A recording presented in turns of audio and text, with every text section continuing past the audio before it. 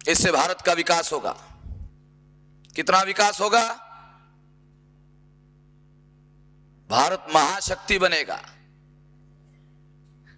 क्या होगा? महाशक्ति होगा। दुनिया के राजनीति में हमारी आवाज होगी। किसकी आवाज होगी? वो साला जो आवाज है इधर, उसकी आवाज ही लोग सुनते नहीं है, वो उधर अपनी आवाज निकालेंगे। हमारी तो कोई आवाज ही सुनता नहीं है।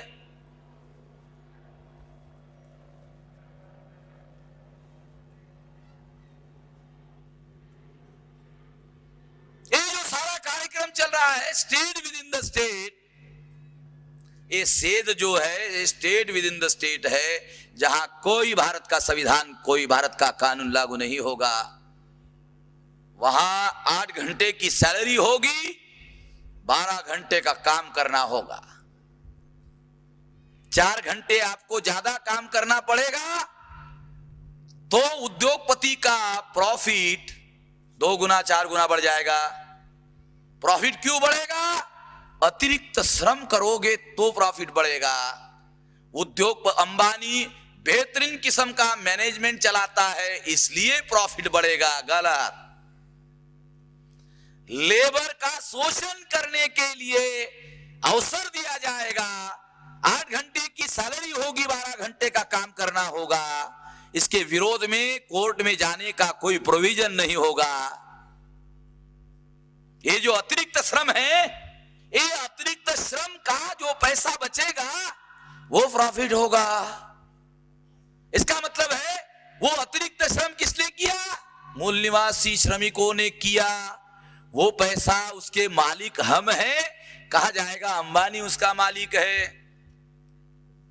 अंबानी ने आईएसडी में, अंबानी के बारे में थोड़ा आपको बता दूं कि अंबानी क्या करता है। भारत सरकार ने खुद कहा कि अंबानी ने क्या किया, उसके पास में रिलायंस मोबाइल है, तो उसमें आईएसडी की फैसिलिटी भारत सरकार ने दी है, बीएसएनएल ने।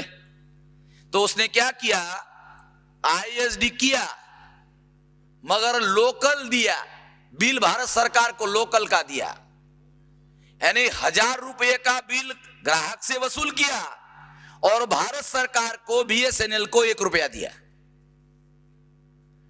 तो बीएसएनएल ने अंबानी पर केस दायर किया कि तुमने 650 करोड़ रुपया बीएसएनएल का आईएसडी जो है, इंटरनेशनल जो स्टेट डायल का जो बिल है, वो 650 करोड़ रुपया तुमने चोरी की। भारत सरकार कह रही है, मैं नहीं बता रहा हूं आपको, भारत सरकार ने ये सुप्रीम कोर्ट में अंबानी के खिलाफ में केस डाला। यानी भारत सरकार कह रही है कि अंबानी अरे तू चोर है। वो भारत सरकार कह रही है 650 करोड़। ये आप कल्पना करो, इमेजिन करो, 650 करोड़ की चोरी की और केवल रिलायंस मोबाइल में, आईएसडी में।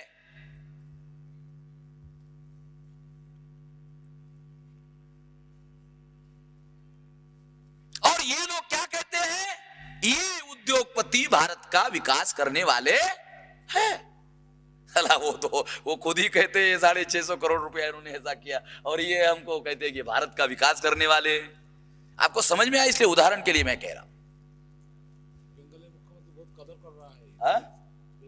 वो तो मैं अभी आ रहा हूं, कम्युनिस्टों की तरफ में आ रहा हूं।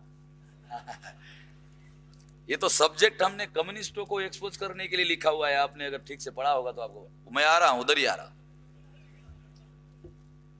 मराठी में उसको झोड़पने के लिए तो साला सब्जेक्ट रखा हमने। ये वो जो दोहरा मापदंड अपना रहे हैं, वो जो बदमाशी कर रहे हैं, वो मैं अभी बताऊंगा। तो ये जो एसईजेड है, state with in the state,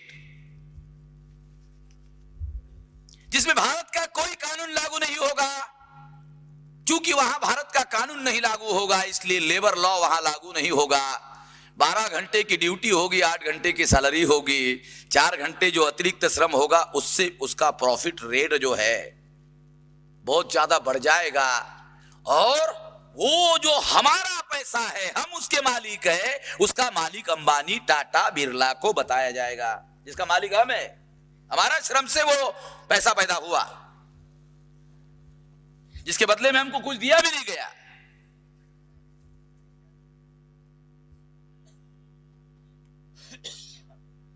ये चीजें हम लोगों को ठीक से समझना होगा। ये सारा हो रहा है। तो सेकंड फेज में दो बातें हैं।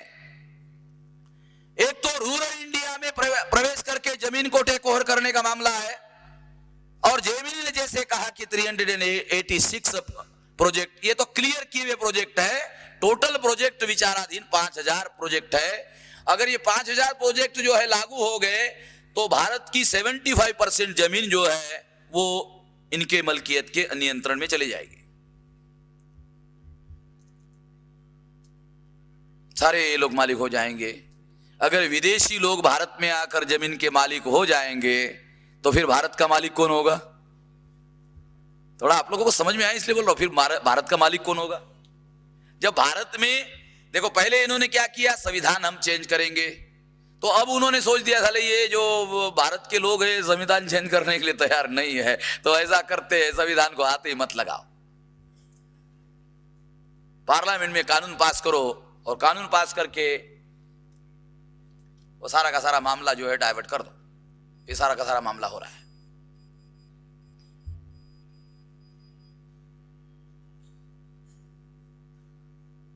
जब देवेगौड़ा प्रधानमंत्री बने और कांग्रेस का प्रेसिडेंट सीताराम केसरी बना,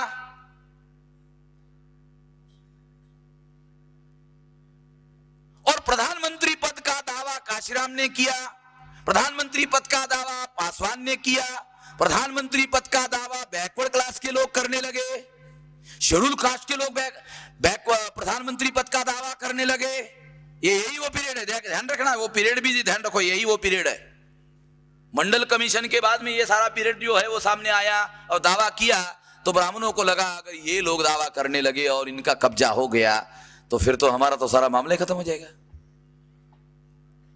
इसलिए इन लोगों ने, भारत के ब्राह्मणों ने, जो भारत में विदेशी लोग हैं, उन्होंने विदेशी लोगों के साथ में समझौता किया। विदेशी लोगों को ये भारत के ब्राह्मण बुला रहे हैं, सारा षड्यंत्र ब्राह्मण कर रहे हैं, विदेशी लोग षड्यंत्र नहीं कर रहे हैं। ये सारा का सारा षड्यंत्र ब्राह्मण कर रहे हैं। देखो, विधायिका पर ब्राह्मण का कब्जा है, कार्यपालिका पर ब्राह्मण का कब्जा है, न्यायपालिका पर ब्राह्मण का कब्जा है, प्रचार माध्यम पर ब्राह्मण का कब्जा है। ठीक से समझो भाई, हमारे लोगों को समझ में नहीं आ रहा, मैं बार बार बोल रहा हूं। ये सारा का सारा ब्राह्मण करवा रहा है।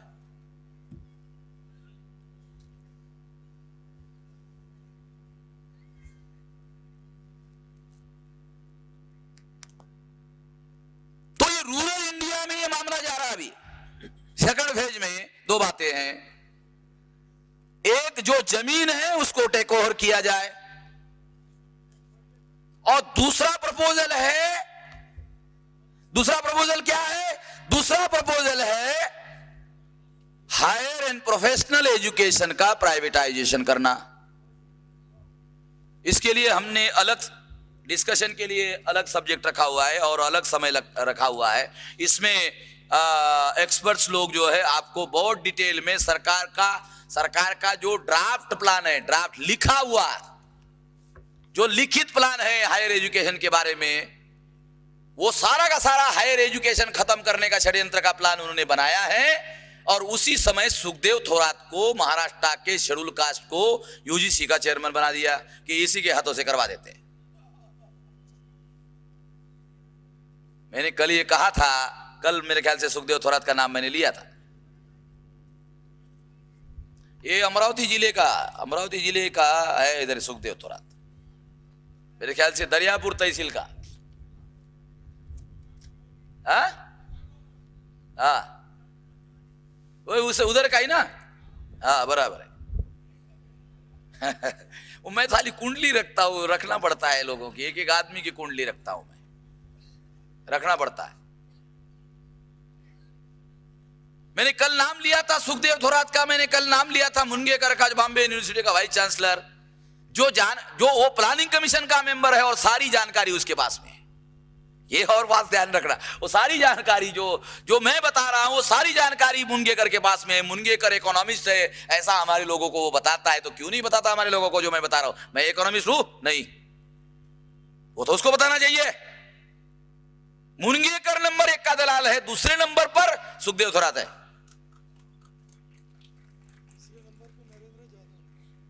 नरेंद्र जाधव पुणे यूनिवर्सिटी का उसको वो बनाया।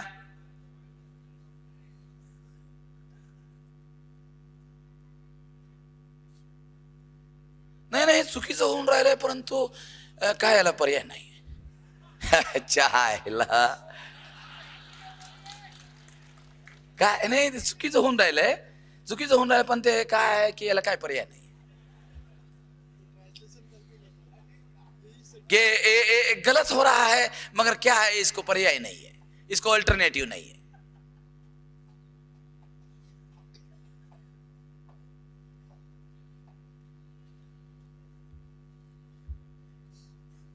वो लंदन स्कूल ऑफ इकोनॉमिक्स में बाबा साहब अम्बेडकर ने एमएससी किया, डीएससी किया।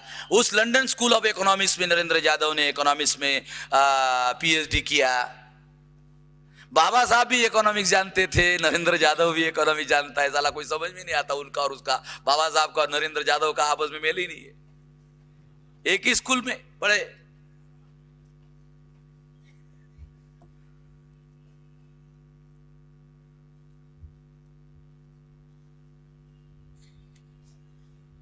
अच्छा, हमारे किसी आदमी को